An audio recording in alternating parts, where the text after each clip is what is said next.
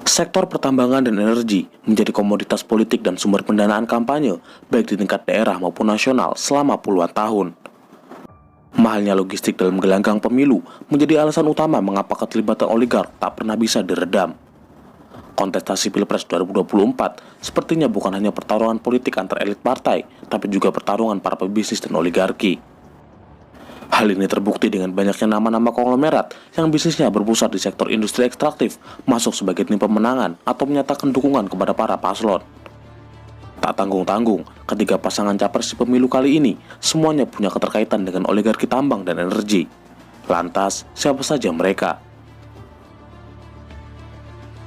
Anies Baswedan dan Muhaimin Iskandar maju sebagai pasangan capres-cawapres diusung dan didukung penuh oleh Partai Nasdem, PKS, PKB, dan Partai Umat.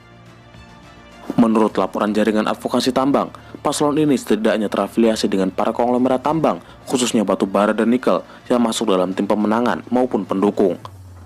Mereka adalah Surya Paloh, Ahmad Ali, Yusuf Kala, Fahru Rozi, Jan Dermadi, Rahmat Gobel, dan Susno Duaji.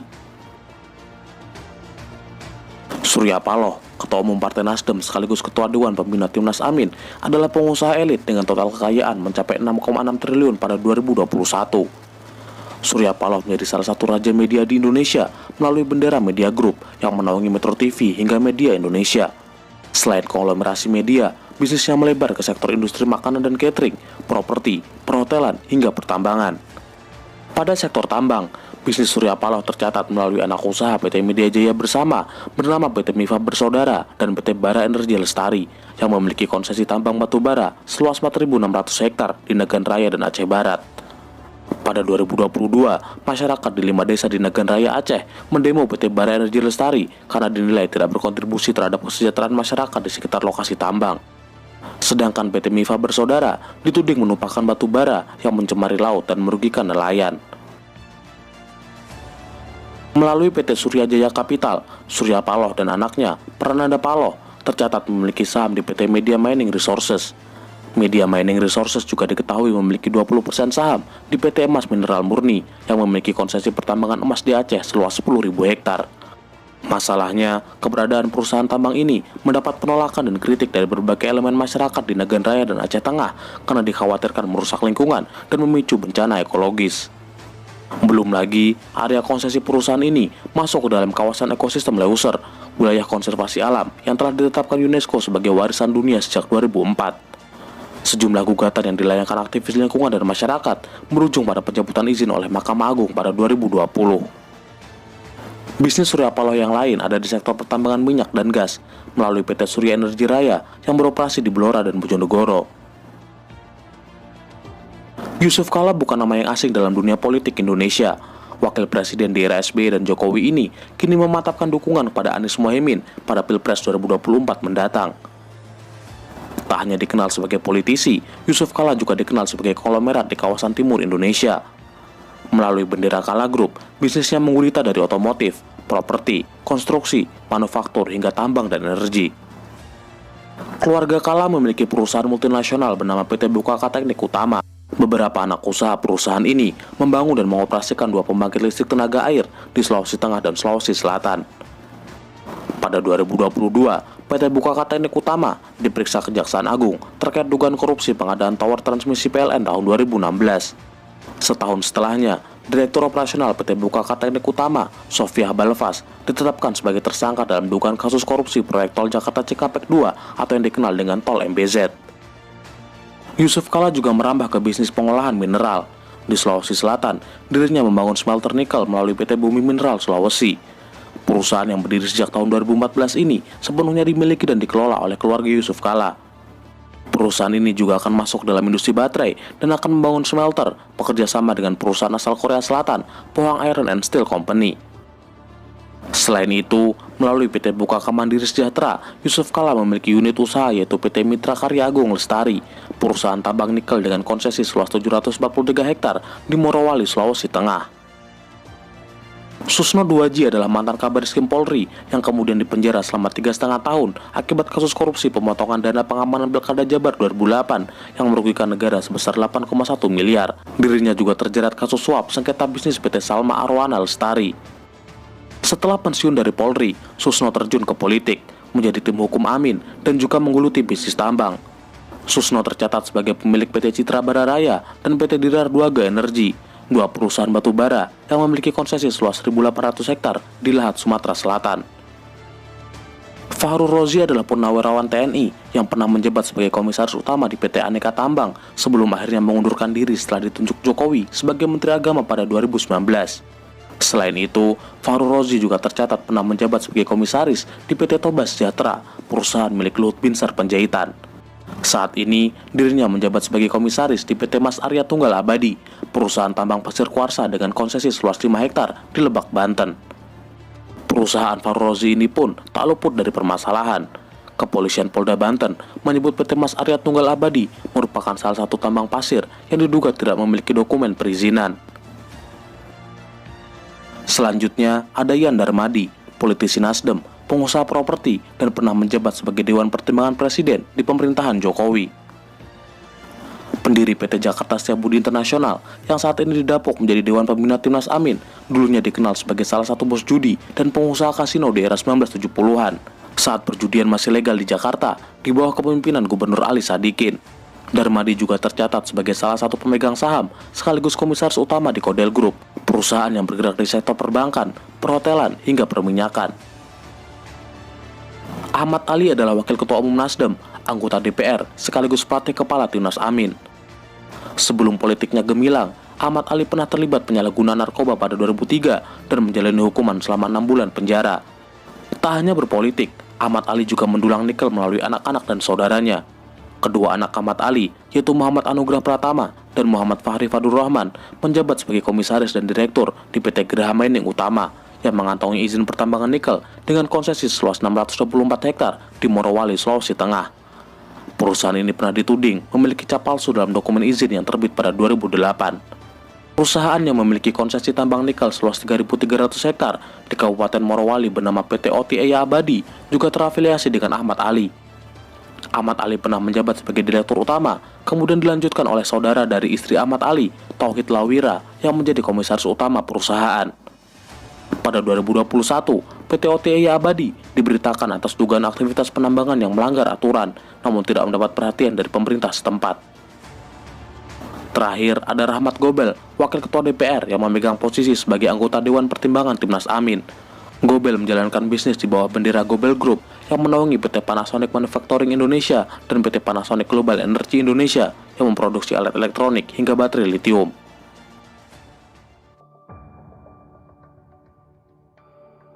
Calon Presiden nomor urut 2, Prabowo Subianto dan Gibran Rakabuming diusung oleh banyak partai, dari Gerindra, Golkar, PAN, Demokrat, PBB, hingga PSI. Tak bisa dipungkiri, pengaruh endorsement Jokowi, dukungan koalisi, jaringan relawan hingga pendanaan kampanye yang masif membuat elektabilitas Prabowo Gibran hampir selalu unggul meski dibayang-bayangi isu dinasti politik dan polemik putusan MK. Tim kampanye nasional Prabowo Gibran juga memiliki line-up pengusaha dan konglomerat paling mentereng di antara semua capres. Termasuk di antaranya adalah konglomerat yang memiliki tambang batubara dan energi. Menurut laporan jaringan advokasi tambang, paslon ini setidaknya terafiliasi dengan para konglomerat pemilik perusahaan tambang, khususnya batubara, yang masuk dalam tim pemenangan maupun pendukung. Mereka adalah Hasyim Joyadikusumo, Abu Rizal Bakri, Bahlil Lahadalia, Luhut Binsar Panjaitan, Pandu Pratyasahrir, Erlangga Hartarto, Yusril Iza Mahendra, Wisnu Wardana, Maher Al-Gadri, Rosan Roslani, Hatta Rajasa, Erwin Aksa, Ludwig Paulus, Erick Thohir, hingga Garibaldi Thohir. Berbeda dengan dua paslon lain, Prabowo menjadi satu-satunya capres yang punya bisnis di sektor industri ekstraktif. Jejaring bisnis yang dimilikinya membuat Prabowo menjadi capres terkaya dengan kekayaan mencapai 2 triliun. Perusahaan pertama Prabowo adalah Nusantara Energi. Perusahaan yang membawahi sekitar 17 perusahaan ini bergerak di bidang tambang batubara, kelapa sawit, hingga perkebunan. Sahamnya dimiliki oleh Prabowo dan dikendalikan oleh anak dan kolega-koleganya yang kemudian bergabung ke dalam tim kampanye nasional. Nama Nusantara Energi dan Prabowo pernah muncul dalam dokumen Paradise Paper pada tahun 2017. Laporan hasil investigasi jurnalis internasional ini menunjukkan perusahaan Prabowo pernah didaftarkan di kawasan suaka pajak untuk menghindari pajak di dalam negeri. Melalui PT Nusantara Energi Indokol yang sahamnya dimiliki Prabowo, sekitar 7 perusahaan mengoperasikan tambang batubara seluas 65.000 hektar di Kutai Timur. Gurita bisnis Prabowo Subianto juga merambah ke sektor perkebunan, perhutanan, hingga pengolahan kertas.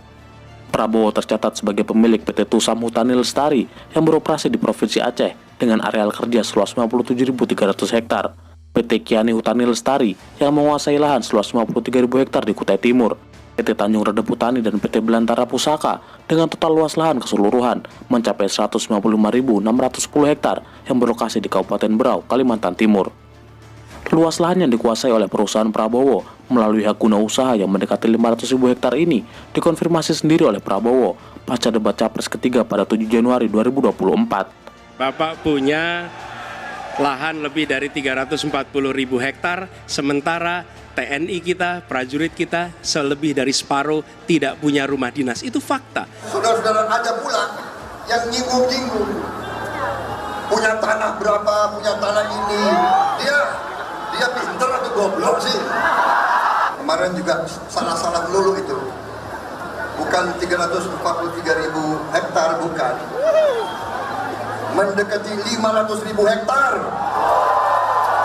Daripada dikuasai orang asing, lebih baik Prabowo yang mengelola. Selain itu, Prabowo juga memiliki perusahaan pengolahan kertas bernama PT Kertas Nusantara yang berlokasi di Berau, Kalimantan Timur. Manajemen yang buruk membuat perusahaan ini cukup lama mengalami berbagai masalah, mulai dari pemecatan karyawan hingga penundaan pembayaran gaji. Hashim Joyhadikusumo adalah adik kandung Prabowo, seorang pebisnis kelas atas yang kini menjabat sebagai wakil ketua Dewan Pengarah Prabowo Gibran. Jejaring bisnis Hashim berada di bawah bendera Arsari Group, sebuah perusahaan induk dari bisnis yang bergerak di bidang perbankan, agribisnis, perkebunan karet, penambangan timah, hingga pengembangan energi terbarukan. Arsari Group melalui PT Arsari Tambang memiliki 4 anak perusahaan yang bergerak di sektor pertambangan timah di Bangka, Belitung. Hashim juga tercatat sebagai pemilik PT Arsari Tirta Pradana, sebuah perusahaan yang mengerjakan proyek pengadaan air minum di Kalimantan Timur, termasuk berencana menyuplai ke IKN. Konglomerat yang sempat memiliki ladang minyak di Azerbaijan dan Kazakhstan ini pernah dinobatkan sebagai orang terkaya ke-40 di Indonesia dengan kekayaan mencapai 10,4 triliun pada 2020. Abu Rizal Bakri adalah politisi senior Partai Golkar dan salah satu konglomerat Indonesia. Melalui bendera Bakri Group, bisnisnya menggurita dari pertambangan, migas, properti, media, hingga telekomunikasi. Meski sudah tak mengurus langsung perusahaan, kendali Bakri Group masih dipegang oleh anak-anak dan keluarga dekat Abu Rizal. Abu Rizal Bakri dikenal sebagai salah satu raja media di Indonesia melalui Visi Media Asia yang membawahi TV One dan beberapa media lainnya. Di sektor pertambangan batubara, Bakri Group melalui Bumi Resources memiliki sejumlah anak perusahaan yang menambang di beberapa lokasi, yaitu PT Kaltim Primakol, PT Arutmin Indonesia, dan PT Pendopo Energi Batubara. Bumi Resources sendiri menjadi salah satu produsen batubara terbesar di Indonesia dengan produksi sebesar 70 hingga 75 juta ton pada 2022. PT Kaltim Primakol memiliki konsesi tambang seluas 84.900 hektar di Kutai Timur. PT Kaltim Primakol juga menjadi salah satu perusahaan penghasil lubang tambang terbanyak, yaitu sekitar 43.500 titik lubang. PT Arutmin Indonesia memiliki 7 konsesi tambang seluas 34.000 hektar di Tanah Laut, Tanah Bumbu, dan Kota Baru, Kalimantan Selatan. Sementara PT Pendopo Energi Batubara beroperasi di lahan seluas 17.800 hektar di Muara Enim, Sumatera Selatan. Perusahaan tambang di bawah naungan Bakri Group ini sempat disebut Direktorat Jenderal Pajak telah mengemplang pajak hingga 2,1 triliun pada 2009. Bumi Resources melalui Bumi Resources Mineral memiliki beberapa anak perusahaan yang bergerak di sektor pertambangan mineral. Tak sampai di situ, melalui PT Energi Mega Persada, Bakri Group melebarkan sayap bisnisnya ke sektor minyak dan gas. Perusahaan ini juga tercatat sebagai pemilik PT Minarak Berantas yang dulunya bernama Lapindo Berantas. Perusahaan Bakri Group ini bertanggung jawab atas bencana semburan lumpur yang menewaskan warga dan menenggelamkan 16 desa di Sidoarjo pada 2006. Hingga hampir 17 tahun berlalu, semburan lumpur Lapindo belum juga berhenti. Bahlil Lahadalia, Menteri Investasi di pemerintahan Jokowi ini, mendukung Paslon 02 dan membentuk tim simpul relawan Prabowo Gibran. Selain berpolitik, Bahlil juga membangun bisnis melalui PT Riva Capital dan PT Bersama Papua Unggul. Di sektor tambang, Bahlil terhubung dengan PT Meta Mineral Pradana yang sahamnya dimiliki oleh PT Riva Capital dan PT Bersama Papua Unggul. Menurut laporan jaringan advokasi tambang, PT Riva Capital juga mengeksplorasi 39.000 hektar lahan tambang batubara di Fak-Fak, Papua Barat, dan 11.000 hektar lahan nikel di Halmahera. Nama Luhut Binsar Panjaitan bukan nama yang asing di dunia politik maupun tambang. Purnawirawan TNI yang menjabat sebagai Menko Marves ini membentuk tim Bravo 5 yang dalam 2 pilpres terakhir mendukung Jokowi. Pada Pilpres 2024, tim Bravo 5 mendukung Prabowo Gibran sesuai instruksi Luhut. Lewat bendera Toba Sejahtera yang didirikan pada 2004, perusahaan ini kini menjadi induk dari anak usaha yang bergerak di sektor energi, pertambangan, perkebunan, hingga properti. Per 2020, Toba Sejahtera menguasai konsesi batubara seluas 14.000 hektar di Kalimantan Timur melalui PT TBS Energi Utama dan anak-anak usahanya. TBS Energi Utama juga memiliki bisnis PLTU di Gorontalo, Sulawesi Utara, serta Kalimantan Timur. Luhut sendiri menyebut masih memegang saham di Toba Sejahtera, namun telah mengundurkan diri dari jabatan komisaris utama setelah masuk kabinet Jokowi. Nama Toba Sejahtera kembali disebut-sebut dalam persidangan pencemaran nama baik Luhut yang menjerat Haris Azhar dan Fathia Moldianti. Menurut laporan yang dirilis oleh 9 organisasi pada 2021, Luhut diduga ada di balik tambang emas Blok Wabu, Intan Jaya, Papua. Hal ini pun kemudian dibantah oleh Luhut. Pandu Syahrir, keponakan Luhut, juga berada di kubu Prabowo Gibran sebagai wakil bendahara TKN. Pandu Syahrir dikenal sebagai investor dan pengusaha batubara yang menduduki posisi penting di berbagai perusahaan. Saat ini, dirinya menjabat sebagai wakil direktur utama PT TBS Energi Utama dan komisaris di PT Karya Baru TBS. Pandu juga tercatat sebagai komisaris utama di PT Adimitra Baratama Nusantara, anak usaha TBS yang memiliki konsesi tambang batubara seluas 2.950 hektar di Kutai Kartanegara.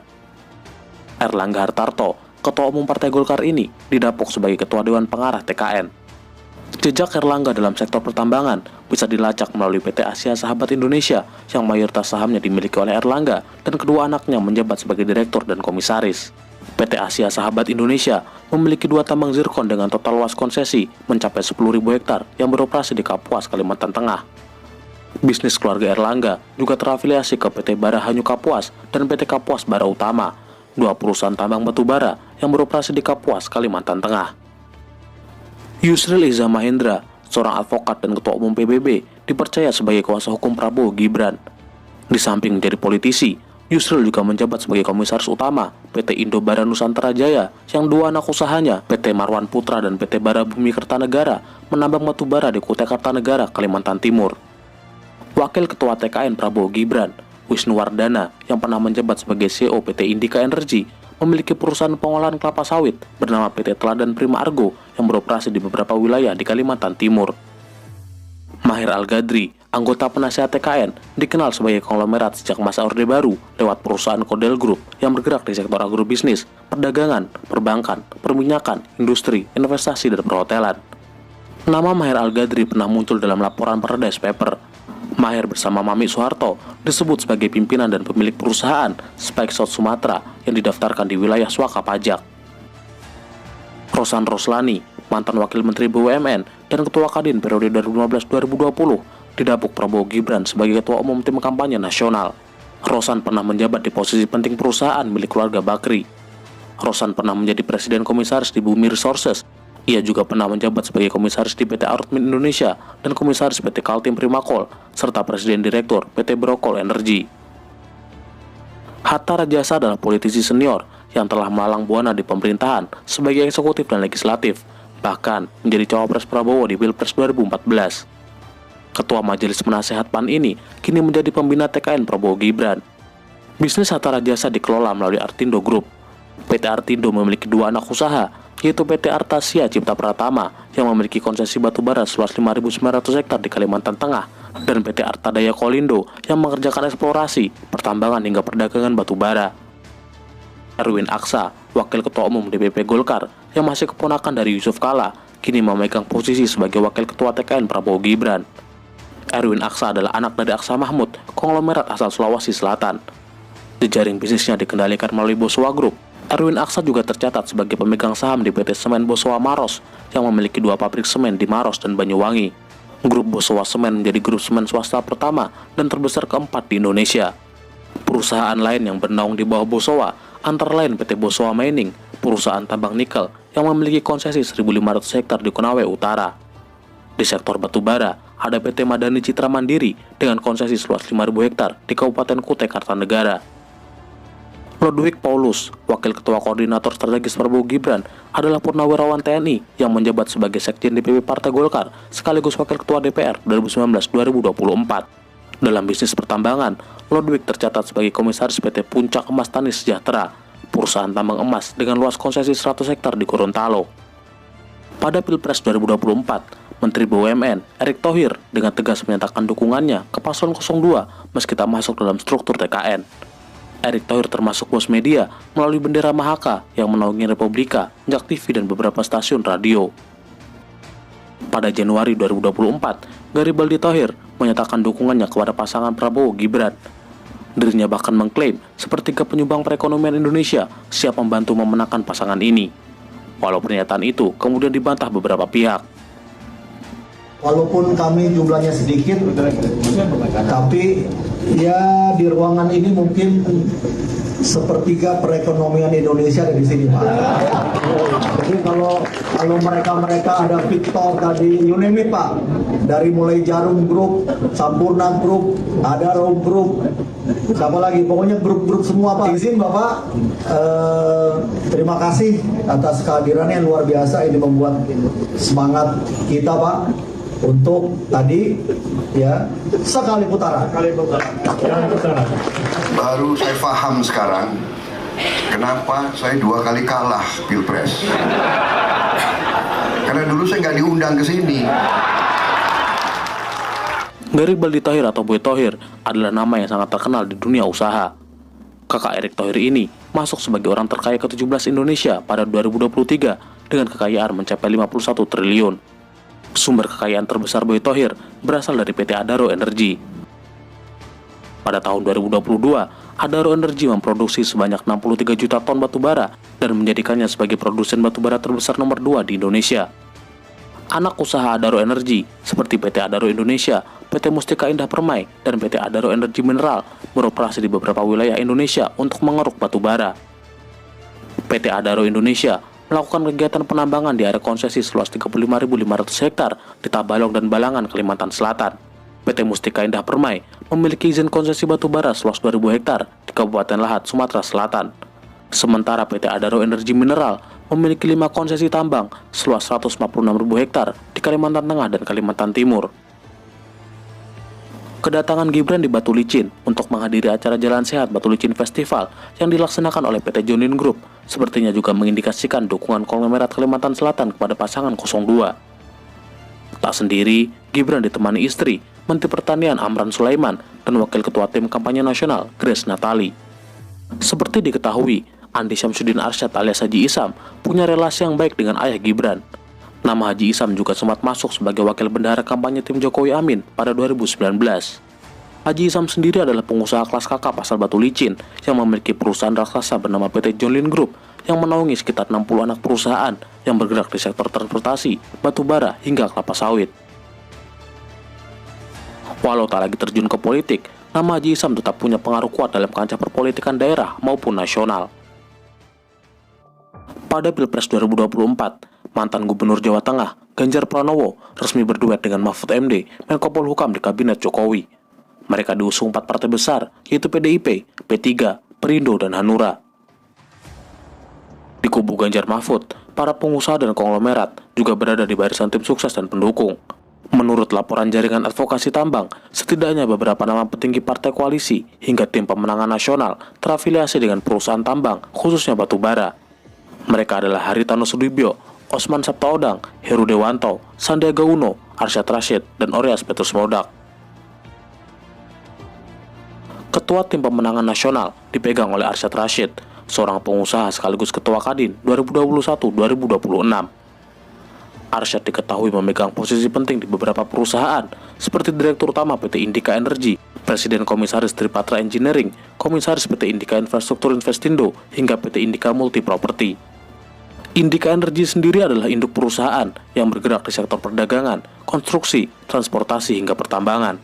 Grup Indika dikendalikan oleh dua keluarga konglomerat, yaitu Agus Lasmono melalui PT Indika Inti Investindo dan Wiwowo Basuki Cokronegoro melalui PT Teladan Resources. Indika Energi lewat anak usahanya, PT Kideko Agung, menambang batubara di Kalimantan Timur dengan konsesi seluas 50.921 hektar. Ada juga PT Multi Tambang Jaya Utama yang menambang batubara di lahan seluas 24.900 hektar di Kalimantan Tengah. Indika Energi mampu memproduksi batubara hingga lebih dari 30 juta ton per tahun dan menjadikannya sebagai salah satu perusahaan tambang batubara terbesar di Indonesia. Selain batubara, Indika Energi juga memiliki kontrak karya untuk proyek tambang emas di Sulawesi Selatan seluas 14.350 hektar melalui Nusantara Resources. Di luar itu, Indika Energi juga bergerak di bidang konstruksi minyak dan gas hingga pembangkit listrik. Bahwa saya dan saudara Sandiaga Salahuddin Uno mendeklarasikan kemenangan sebagai presiden dan wakil presiden. Sandiaga Uno, Menteri Pariwisata dan Ekonomi Kreatif, yang sebelumnya berpasangan dengan Prabowo Subianto di Pilpres 2019, kini didapuk sebagai Ketua Dewan Pakar TPN.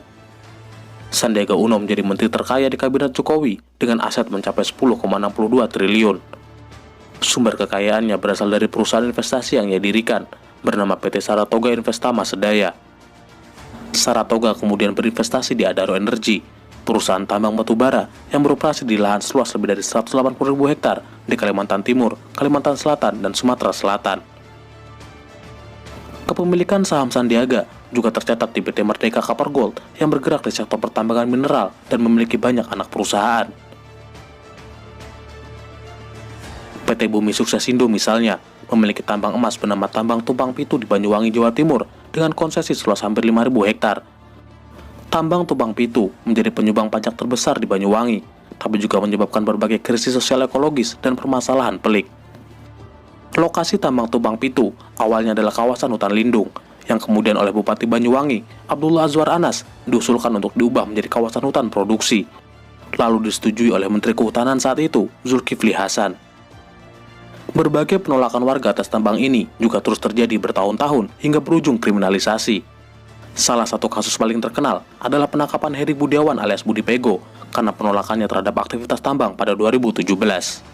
Heri Budiawan alias Budi Pego harus kembali mendekam di penjara setelah upaya kasasi ke Mahkamah Agung pada tahun 2018 lalu ditolak. Aktivis Budi Pego ditahan hanya karena kritis menolak penambangan emas Tumpang Pitu yang merusak lingkungan. Budi Pego divonis 4 tahun penjara karena dianggap mengajarkan ajaran komunisme akibat spanduk Palu Arit yang muncul saat aksi protes berlangsung.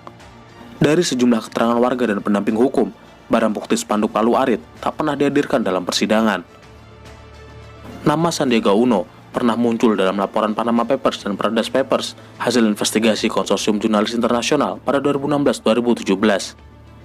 Dalam kedua laporan tersebut, Sandiaga Uno tercatat memiliki beberapa perusahaan cangkang di wilayah swaka pajak British Virgin Islands. Yang saya bisa pastikan bahwa tidak ada hukum yang dilanggar oleh kami. Yang saya bisa pastikan juga secara tegas bahwa tidak ada kewajiban pajak yang pernah dilanggar selama saya menjabat menjadi pimpinan perusahaan kami dan grup kami. Dan yang saya bisa pastikan bahwa kami melakukan itu dengan tujuan untuk menciptakan lapangan pekerjaan, berinvestasi di Indonesia. Ketua Umum Partai Perindo, Haritanu Sudibyo, resmi mendukung Ganjar Mahfud sebagai Capres 2024. Konglomerat ini memiliki total kekayaan mencapai 16,35 triliun hingga membuatnya menjadi Ketua Umum partai terkaya di Indonesia. Haritano menjadi salah satu bos media lewat bendera MNC Group yang menaungi RCTI, MNC TV hingga iNews dan beberapa media online lainnya. Dalam sektor pertambangan batubara, PT Bakti Coal Resources, perusahaan batubara milik MNC Energy Investment, menaungi setidaknya 9 perusahaan tambang batubara dengan total konsesi mencapai 72.400 hektar di beberapa lokasi. Selain pertambangan batubara, Haritano juga memiliki bisnis minyak dan gas, yaitu PT Bakti Migas Resources dan PT Suma Sarana. Jadi kalau calon presiden itu harus sejahtera suami istri, betul? Siapa yang mau calon presiden yang nggak pakai istri? Mau? Osman Sabtaodang adalah pengusaha sekaligus Ketua Umum Partai Hanura yang pada Pilpres kali ini mengusung pasangan nomor urut 03. Bisnis Osman dikendalikan melalui Oso Group. Jejaring perusahaan ini meliputi sektor properti, jasa keuangan, transportasi, agrobisnis, hingga pertambangan. Melalui PT Citra Putra Mandiri yang seluruh sahamnya dimiliki oleh Osman beserta istri dan anak-anaknya, Oso Group memiliki beberapa tambang batubara. Seperti PT Total Orbit Prestasi yang memiliki konsesi seluas 64.700 hektar di Barito Utara dan 649 hektar di Tanah Bumbu, Kalimantan Selatan. Ada juga PT Energi Persada Nusantara yang menambang batubara di konsesi seluas 4.900 hektar di Berau, Kalimantan Timur. Selain itu, Oso Group juga mengelola tambang bauksit di Sukadana, Kalimantan Barat melalui PT Mangan Kupang Mandiri dan tambang granit di Pulau Karimun, Kepulauan Riau seluas 1.799 hektar. Orias Petrus Modak, bendahara umum tim pemenangan ini, adalah komisaris independen di PT Rukun Raharja, perusahaan yang berfokus pada perdagangan gas hingga pembangkit listrik milik Happy Hapsoro, suami dari Puan Maharani. Muhammad Yusrizki, Direktur Utama PT Basis Utama Prima yang terafiliasi dengan perusahaan Happy Hapsoro, ditetapkan sebagai tersangka kasus korupsi Tower BTS yang menjerat Menkominfo Joni G. Plate pada 2023 yang lalu. Sedangkan PT Trubajaya Engineering milik Happy juga disebut telah menerima uang 7 miliar dalam kasus dugaan korupsi tersebut. Orias juga pernah menjabat sebagai Direktur Keuangan PT Bukit Asam, Wakil Direktur Utama PT Freeport Indonesia, serta Direktur Utama PT Inalum. Heru Dewanto adalah Sekretaris Eksekutif di kubu Ganjar Mahfud. Heru menjabat sebagai Direktur Utama PT Tera Altilium Berdaya yang terafiliasi dengan Altilium Group, sebuah perusahaan yang berfokus pada pasokan nikel untuk menggerakkan produksi massal baterai kendaraan listrik. Heru Dewanto juga pernah memegang posisi strategis di sejumlah anak perusahaan PT Indika Energy. Selama menjabat sebagai Direktur Utama PT Cirebon Power, Heru pernah dicekal KPK untuk tidak berpergian ke luar negeri terkait kasus dugaan korupsi perizinan proyek PLTU Cirebon II yang menjerat mantan Bupati Cirebon, Sunjaya Purwadisastra.